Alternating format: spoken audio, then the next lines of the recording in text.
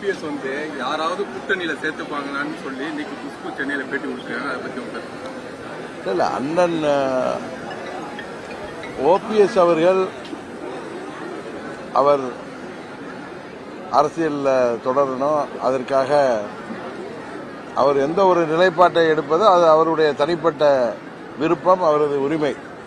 அதை பற்றியெல்லாம் நான் ஒன்றும் சொல்ல விரும்பவில்லை.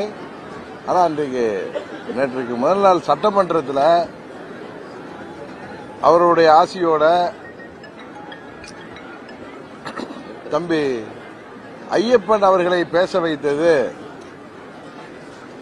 புரட்சி தலைவர் அவர்களை, அம்மா அவர்களை தெய்வமாக போற்றுகின்ற கோடிக்கணக்கான தொண்டர்களை மனதில் காயப்படுத்தியிருக்கிறது. புரட்சி தலைவர் திமுக என்கிற தீய சக்தியை எதிர்த்து தான் கட்சி நடத்தினார், கட்சியை ஆரம்பித்தார், அனைத்து இந்திய அண்ணா திராவிட முன்னேற்ற கழகத்தை.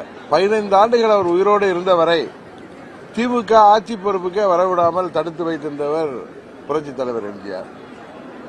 அவரது அரசியல் வாரிசு அம்மா அவர்கள் அவரது மறைவிற்கு பிறகு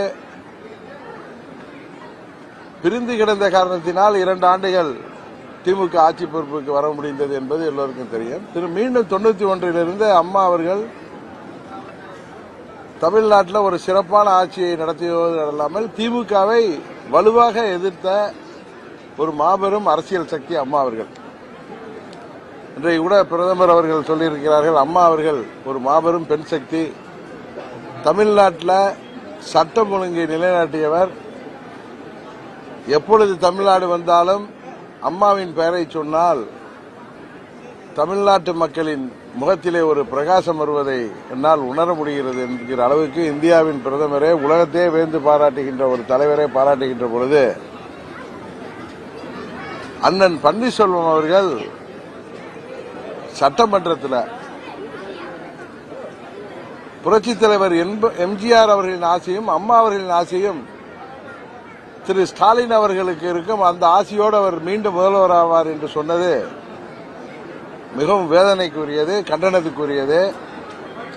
பன்னீர்செல்வம் ஒரு பசும்போல் தோற்றிய புலியாக இத்தனை காலம் இருந்திருக்கிறார் என்பது தெளிவாக தெரிகிறது. ஏன்னா எவ்வளவு வக்கிர மனநிலை இருந்தால், எவ்வளவு குரோத மனநிலை இருந்தால் புரட்சி தலைவரின் தொண்டர்களையும் அம்மாவின் கோடானு கோடி தொண்டர்களையும் அவர் இழிவுபடுத்தி விட்டார் என்பதுதான் எங்களது வருத்தம்.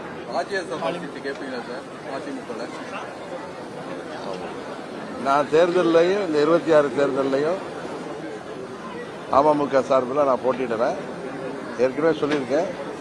அதுபோல ராஜ்யசபா தேர்தலையும் நான் சீட்டு கேட்கிறேன். பிளே ஸ்டோர் மற்றும் ஆப் ஸ்டோரில் இருந்து பாலிமர் செயலியை QR கோடு மூலம் பதிவிறக்கம் செய்யுங்கள். செய்திகளை உடனுக்குடன் பெறுங்கள்.